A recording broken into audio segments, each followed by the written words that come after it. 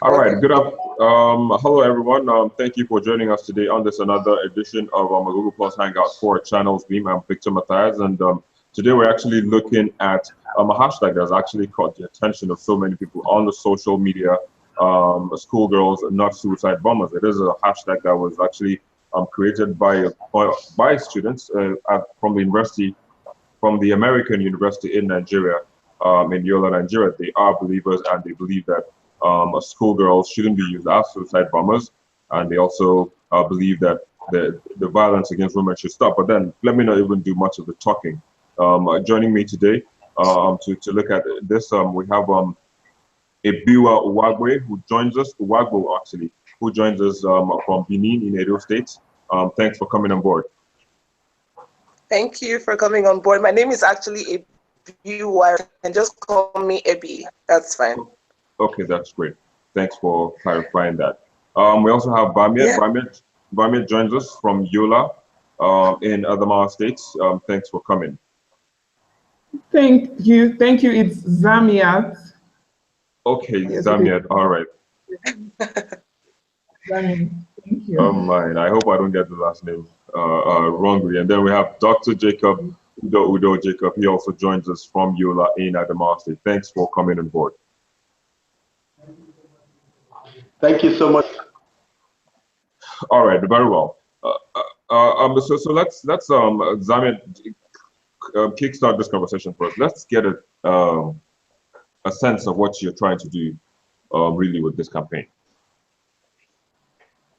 Okay, with the Schoolgirls Not Suicide Bombers campaign, it's basically just as it says. We're trying to advocate for girls, young girls that are being used as suicide bombers in the northeastern part of Nigeria by Boko Haram to be instead seen as schoolgirls, because these are girls who deserve their education. We started this campaign as part of a larger campaign called Women Against Violent Extremism. And we are students, like you said, from the American University of Nigeria.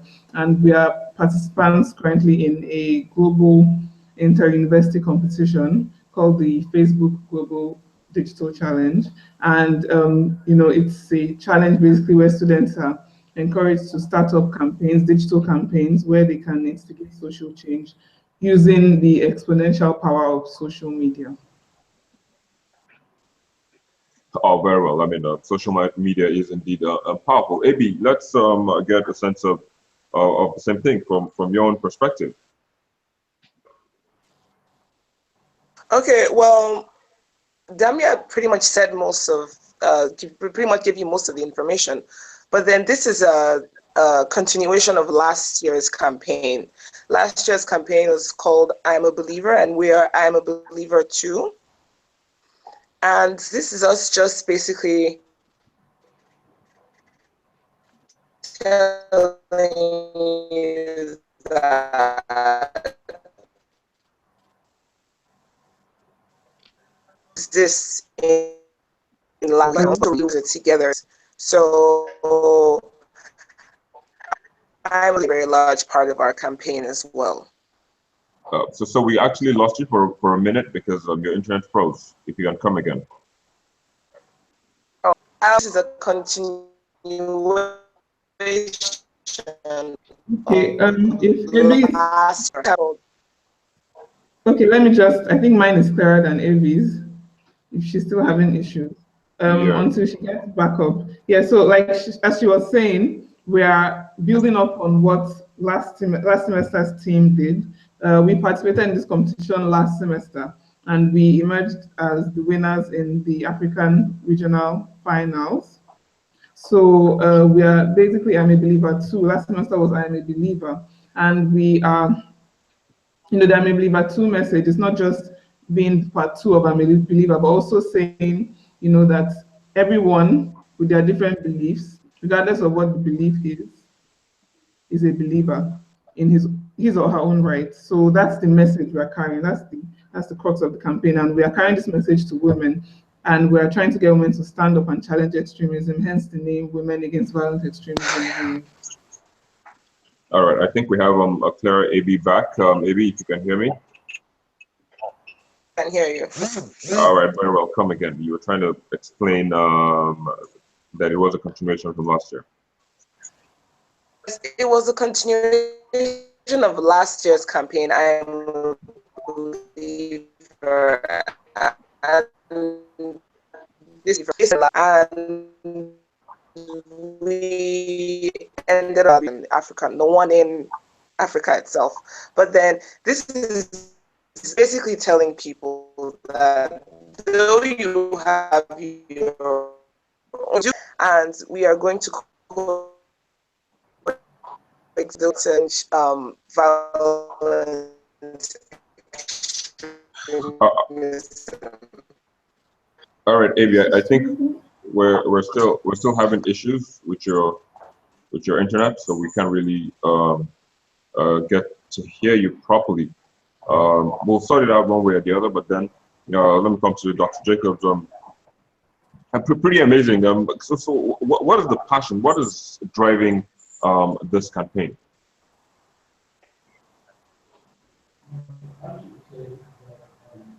Part of the campaign, we did some research. Different elements that actually drive the campaign. It's the passion that the students have.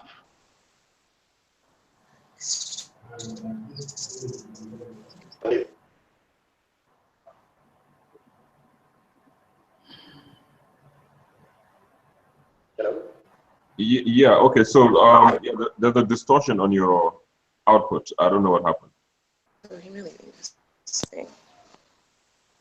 Okay, yeah, this is better. This is better, Dr. Jacob. Ibi, you're back again. Let's hear you one more time. Okay. Hello? Yeah, I can hear you. Go ahead. Okay, so what question am I answering? Okay, so let's look at the passion. I mean, what is driving you people to do this? Well, the passion behind it is that before we officially started, we were, reviewing the different ads, and then we also did some research. We did surveys online, and it's focus group discussions, and then we are recognized. They haven't been involved in trying to challenge extremism. I mean, we see that a little bit in some countries, but then it's not really done here in utilize and empower and include in the against violent extremism. And we want, women to know that the idea of this campaign is that you don't have to have so much to be able to you could be a banker, a lawyer, whoever it is that you are.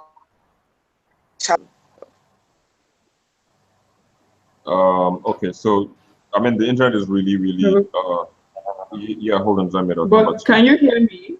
Yes, I can hear you, Zamir. You can hear me very clearly. Yes. Yeah. Yes, I can hear you clearly, Zamir.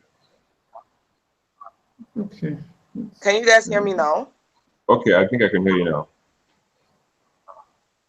It just loses a bite along the line. Yeah, it goes on and off. So sometimes we can hear you. So do I talk again? Okay. Okay. Talk again, I mean. Is it the same connection you used yesterday? Yeah, it's the same one, would you believe? All right, so she pretty much she was talking about I'll find a way to go around this. Okay. Yeah, Zamir, let me just she was talking about the passion the passion driving this campaign. Can you talk a little bit about that as well?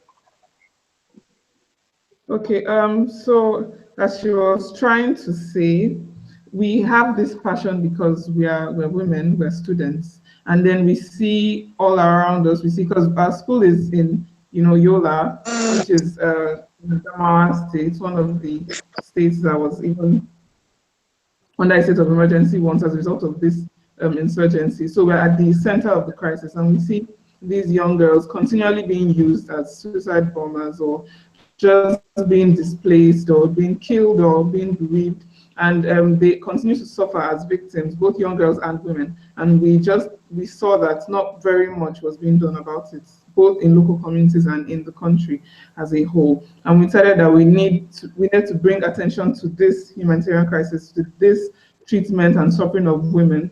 And so we conducted research, we had surveys, focus group discussions, just to test the waters and to see exactly what would work. And based on the research, we're able to develop different parts of our campaign, such as also the Wave 100 Women, which is a WhatsApp forum. Okay, very well. Dr. Jacobs, let me just get to hear, because you are the, I think you coordinate this campaign. How has it been so far? What results have been achieved from when this was started? Yeah, quite the results we've achieved, I should say, has been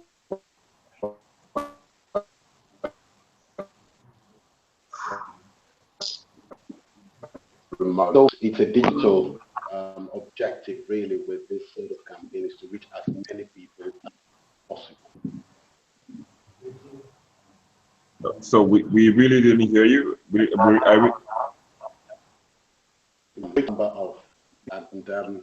And Facebook has been quite instrumental to a success, in the sense that we've so far, I think we've had 32,000 followers on Facebook all across Nigeria. And in addition to that, we've been able to hold various events here in Yola, in Mubi, and the local environs. So in Yola, for example, we've organized sensitization workshops for young girls and not just in Yola, but also in Mubi, to sensitize them and let them understand that it's possible for them to be used as suicide bombers, even without their knowledge. And we had a security consultant actually lead some of those trainings. So in terms of success, realized that we've had quite a number of people that have joined the campaign. Then the Wave 100 element of it, which I'm sure either Zamiat or Ebi will talk about, it has actually been quite successful. There's a distortion again on your video. All across the country. So the all across Nigeria. So in terms of impact, I think it's been quite successful. But of course, we can do more. Indeed, Zamir, let me just come back to you to speak about the one you talked about. I think women against violent extremism, right? Yes, Wave. Oh yeah. So shed more light on that, please. So Women Against Violent Extremism is our name. That's the name of the team. So it's our brand, and we're basically trying to mobilize, to call upon women to stand up and say something or do something to protect themselves and other women and girls like them against effects of violent extremism. So in line with that,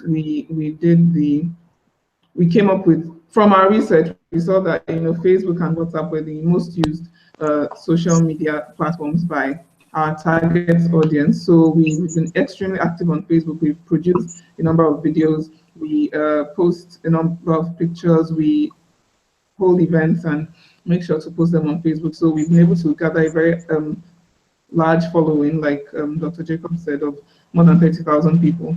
And also on WhatsApp, we decided to develop a network, if you will, of different women from all over the country, where it's kind of a support system for them, where they can discuss these issues, and they can from there take steps to take action against about these issues. So it's called the Wave 100 Women. It basically started out that way because we were planning to get 100 women to each open a WhatsApp group with women that they know, and each group would contain 100 women in turn. So in that case, we'll be able to reach up to 10,000 women. But we've had more than 100 signups so far. We've had most of, well, not most, but almost 50% of our signups have actually been from the northeastern Nigeria region, from the town of Mubi, which was once occupied by Boko Haram. And we've also had signups from other parts of the country, from Kwara to Lagos to Enugu to Kaduna. And, you know, all these women, they come together usually for a few hours a day, some all through the day, and they discuss different issues like education of the girl child and domestic violence, and sometimes just motivational messages for themselves and their relationships and their careers. So it's basically a support system, it's a network of women all across the country who are giving voice to their thoughts and creating a movement, if you will, where you know they can stand up against violent extremism. So these women, you know, they come together. They sometimes plan events that they want to do in person. We've had a couple of women start to do that in their individual groups. So the group is growing. It's continuously growing, and we started it only less than a month, about a month ago. And you know, it's a budding thing. It's developed a life of its own, and we believe it will continue to grow for much longer. All right. I share that belief, and I hope it does indeed grow bigger than it is. Abi, let me just come to you. You look clearer again now. So basically, this is mostly a social media campaign, and we saw how the Bring Back Our Girls hashtag actually went viral around the world, and you know, got world leaders to add their voices to the fact that they wanted those girls that were abducted from a school in Chibok to be released or brought back from captivity. What are you expecting to see that kind of exposure with the schoolgirls not suicide bombers hashtag? Because I mean, this is something I believe is not just going to garner, you know, a lot of attention, but then it's something that needs to happen. This is something that a lot of people don't necessarily pay as much attention to. I mean, the idea behind using young women as instruments of violence and terror only came as a result of the Chibok girls situation. But then at the end of the day, we should realize that this is actually still happening, aside from the fact that girls were taken from their homes, were taken from school at that time in Chibok. But then people need to understand that more girls are still used as suicide bombers now. I mean, UNICEF released a report saying that over 80% of the women people use as suicide bombers are female. Just, it's not like it's something that I can see happening. It's not just that, but it needs to happen in order for this whole issue to officially end. All right. Let's. So, but I mean, we've seen some level of success in terms of bringing back some of the girls that were in captivity. How do you feel about that? I was very, very, very, very happy when I first found out, because I mean, this could be any female. You know, this could be your sister or your cousin. You know, your niece that they could kidnap, and it's the fact that at home, seeing it very, very personal, understanding that a relative of yours could be taken away from you, and then you know you've not seen her for what, 3 years. Like, it's an amazing feeling, because it means that they are free. It means that they can come back and be rehabilitated in Nigeria. They can use their education. They can go and pursue whatever it is that they want. You know, they can reach their full potential by coming back and not just staying somewhere and, you know, being forced to doing something that they don't want to do. Very, very happy about that. And it just means that the government is actually, it means that the government just was really, really into bringing them back. Not just saying that they are, but then they made measures to bring them back. And it was fantastic that it was officially achieved. Okay, let me just add to that, Victor. Okay, go ahead. Yeah, okay, so yes, we've seen some of the girls being brought back, but we have to not take our eyes away from the prize. We have to remember that Mm. more than 113 of these girls are still missing. Yes. And also Yep. remember that besides these Chibok girls, I mean, they garnered a lot of attention because it was a lot of girls at one time, 276, but there are also little pockets of abductions that have happened get as much media attention. If you live here in the Northeast, then you know that sometimes Boko Haram invades a village, they take 10 girls or 15 or 20 or 25. And it's these girls that are being used now as suicide bombers instead of after being taken away from their homes and from their schools, now they're being used as instruments of violence. So yes, the Nigerian government has done well in bringing back some of these girls, but they need to realize that the work is far from over. It's far from done. We need to save everyone. It's not enough to save 99 and leave one. We need to save every single girl, and we need to make sure that each girl is rehabilitated properly, given proper psychosocial support, and also incorporated back into the education system.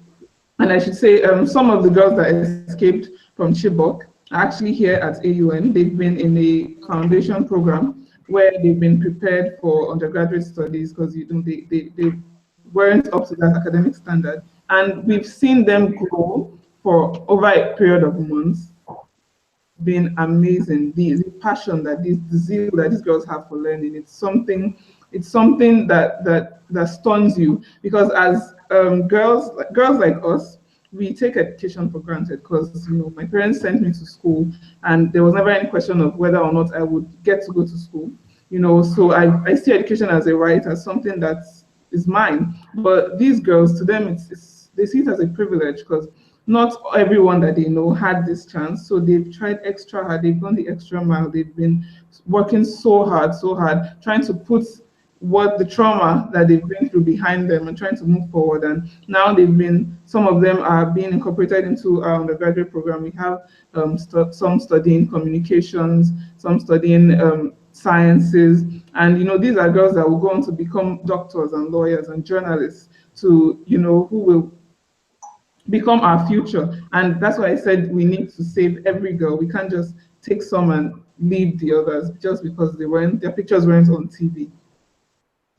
All right, Verola, maybe let me come back to you again. Can you hear me? Oh? Hello, Abby. Yes. Yes. All right. So because from what we've seen from the kidnappings we've seen, it's always been a mix. It's always been Christians and Muslims been taken away. Is this campaign in any way trying to promote harmony between both religious groups? Yes, that's actually the main idea behind our campaign. We're trying to coexistence in Nigeria. I mean, as we all know, roughly about 50% of the population each are either or Muslims, and we've seen in the past that has produced a serious problem for people in Nigeria. They can't relate with one another, even in the most little microaggressions. You can tell that in your everyday life, you will just see in some people's everyday lives rather, you will just see some people being hostile towards one another because of different religions. And that's what we're trying to stop. It's not letting you reach your full potential as a human being if you constantly keep fighting somebody else because of their own beliefs. Their beliefs are their beliefs, and your belief is your belief. Every single person is aside, and we realize that we are all human beings at the end of the day. And in those beliefs, you realize that there are still some similarities between each other. You realize that, both of us actually have some things in common. And then in that way, you can actually realize that you're a human being and you can live together. Yeah. All right, very well. Dr. Jacobs, let me come to you. You had earlier on spoken about the results achieved and all that, but I would like you to come again because while we were talking, then there was some sort of loss in your audio and also your video also got distorted. So if you can come again on the results achieved so far, I mean, because it's a social media campaign and it's been on Facebook, it's been on or Twitter and thereabout. I mean, how much has been achieved since this campaign started? Yeah, since the campaign started, I think if I should come in there, if you can hear me very clearly. Yes, please go ahead. Since We can hear you. You can hear me. Okay, fantastic. Since the campaign started, it's been we've seen it grow from just about 500 followers or likes on Facebook to well over 30,000 within a period of 3 months or even less. And we've also seen participation with the Wave 100. Now, for us, it's not necessarily, for us, we don't measure success by the number of likes we have or the number of followers we have on Facebook. No, for us, that certainly is not success. For us, success is more about actions being taken. Like the students mentioned, between 2014 and date, Boko Haram has deployed more than 117 child suicide bombers. Out of that 117, 80% of those are girls, some of them as young as 8 years old. And we should all be worried. We definitely should be worried about that. Whether we're Muslims or Christians, whether we live in Maiduguri or whether we live in Makodi or in Calabar, we should be bothered about that. Women should be bothered about that, and something should be done, not just within Nigeria, but within at the international community level. UN 1325 is very clear about this. Look, like countries must take measures, must do a lot more to protect women and girls in situations of violent conflict, because everywhere you go throughout history, women and young girls are usually the worst victims of violent conflict. And that's what we've really seen here in the case of the Boko Haram insurgency. Yes, there's been the campaign about bring back our girls, and that's really, really important. But we observe that what's never really been talked about, increasing of young girls being deployed as suicide bombers. And it's something's got to be done about it, whether it's from the military perspective, or whether it's from the government, or whether it's from aid agencies, the international community, even the United Nations, the African Union. But something's got to be done. This got to be at the front bench, or at the front page of national newspapers, and at the front bench of the National Assembly, the Senate. So we believe that for us, success, it's not just about whether we have 1 million followers or whether we have 10,000, but it's majorly about the actions being taken at governmental and military levels.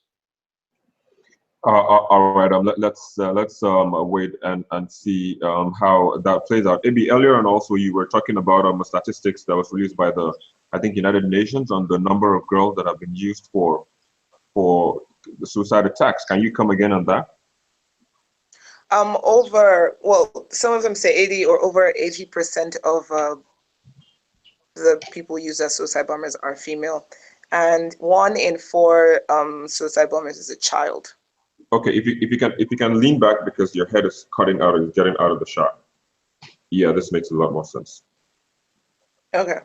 Yeah, so if you just lean back, just remain in that position. That's good. Yeah. So come again, please. I said that over 80% of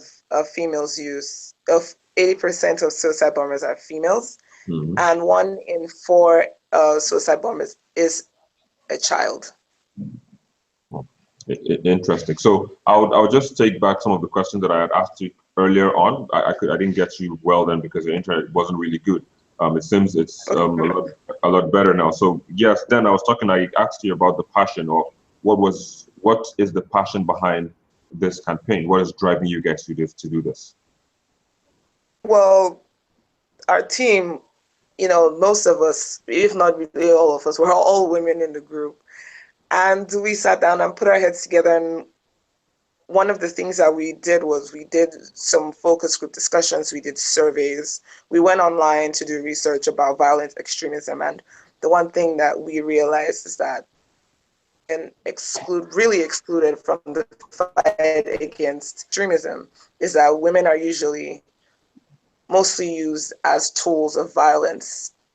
In most places that you go to, you see that women are regarded as the second sex, and that they don't really need to. They don't deserve better things in life.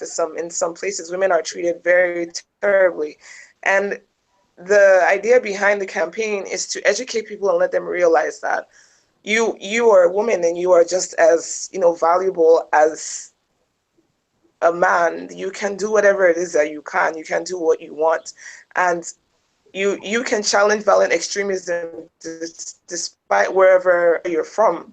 Whether you're a housewife or a lawyer or a doctor, you can challenge violent extremism. And we want to empower, mobilize women to stand up and challenge this in any way that they can. All right. Very well. Another one was I was asking about the impact of the hashtag. I was like, so bouncing on the fact that the Bring Back Our Girls had a global appeal. A lot of people joined on it, added their voice to it. What are you hoping to see from this?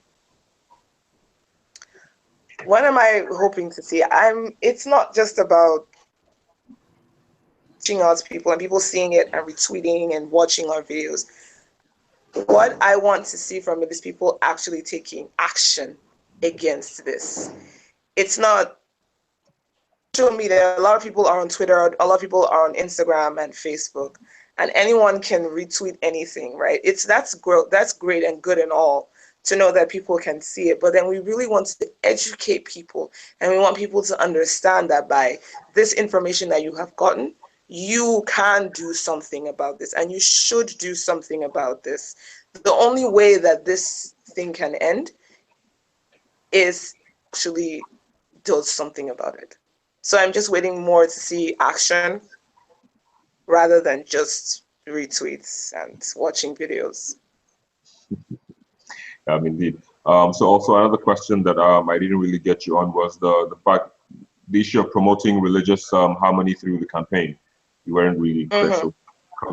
So come again on that as well. So like we said, our campaign is called I Am a Believer, right? Number 2 is recognizing that you are also a believer. You have your own beliefs as well as I have my own belief, right? And the campaign is to create a shared space between everyone to coexist and understand that everybody else has beliefs. But then when you do realize that, you see that that person most likely would have similarities between each other, and then you can easily coexist. The main issue in Nigeria is that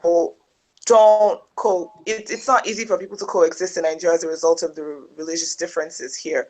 You see a lot of people fighting. I mean, in their day-to-day lives, you can just see microaggressions between two people from a different religion just because they're of a different religion. We are trying to educate people to let them understand that, your beliefs matter. You are a human being. I am a human being. Zamiat is Zamiat first before I realized that she's Muslim. Dean Jacob is, he is who he is first, his name. Find out that he's a Christian, or I find out his other beliefs. So we want people to really understand that and try to coexist, and then we can live in peace. All right, thank you very much, Zamiat. So let me come to you. I understand that there is an app called Bilipedia. I mean, since you're using the social media, I think so with the app, I think maybe that's why the app was built. Tell us a little bit about Bilipedia. Okay, so Bilipedia is a web application. It's sort of a website. It's at bilipedia.org.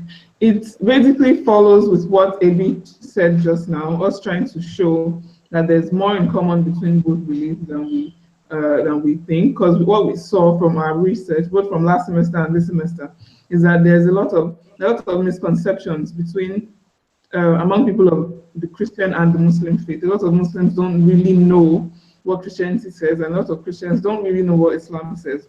So Bilipedia, basically what we do there is that we take issues, questions that we believe are of interest to everyone, just neutral questions like does what is religion's take on women in peace, and do we all have to believe in the same God? What happens in the afterlife? What is life really about? What's the purpose of life? Just different questions that we think plague the human mind, and we try to bring answers from the Bible and from the Christian, and we have religious advisors for that, both from last semester and this semester. So they help us provide answers to these questions with excerpts from the Bible and from the Quran. And so we put those there so you can see what the Quran says on this topic, what the Bible says on this topic. And then you look and you see that, oh, the Bible says this about the afterlife and the Quran says this about the afterlife. And that the Bible says this and the Quran says this about forgiveness or about peace or about prayer. And you see that really what they really are both preaching is that we do good and we love each other. And once you see that, you can, then open up an avenue for discussion and get to know the person of the other faith. And besides Bilipedia, we had this little Bible and Quran in conversation. Well, not so little. It's sort of the social media version of our Bilipedia. We basically, like we said, take excerpts from the Bible and from the Quran on different topics such as love, forgiveness, kindness, and we see what the Quran and what the Bible say. And it's something to establish a sort of shared space, a sort of common ground between both religions, so we can find a way to coexist within that space. Oh, very well, interesting. That's very interesting.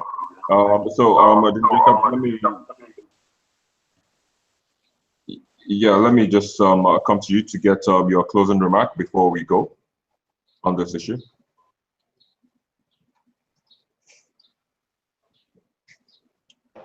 Okay. So because if you can step a bit to your left. Step a bit to your left. Yes, I said if you can step a bit to your left, there is a light behind you that is obstructing your visibility. Yeah, this is good. Okay, this is good. Okay. Please go ahead. I just want to say that this is a very remarkable campaign. Remarkable in the sense that it's worth making a remark about. It's worth talking about. And we're hoping that Nigerians, irrespective of where they're located, whether they're located in Lagos, Yola, that they will find that need, that urgency, and the necessity really of doing something to challenge extremism. And like Ebi said, the purpose of this is really to create that shared space for different religious beliefs to be. To understand that we're all believers too, including those little girls, suicide bombers. They are believers too. And everybody can be part of this. This campaign really targets women, trying to empower women to do more. So anybody that wants to participate to be part of this campaign can 100 women either get onto the website www.iamabeliever.org or get on our Facebook page, I Am a Believer AUN, and participate. All there is to be part of it is a WhatsApp group of 100 women, and work with them to challenge extremism. Talk about issues that affect you, and then do whatever you're able to do in your own community, in your own kind of way, to be. I just want to thank you, Victor, for having the team on your show. Of course, it's a pleasure having all of you on board, but then thanks for joining us at this moment, Dean Jacob, Udo Jacob, Zamiet, as well as AB. Thanks all of you for joining us, but then that's where we have to end this conversation today. Again, it's a Google Plus Hangout for Channels Beam, and I'm Victor Matthias. Till I see you again next week with another topic.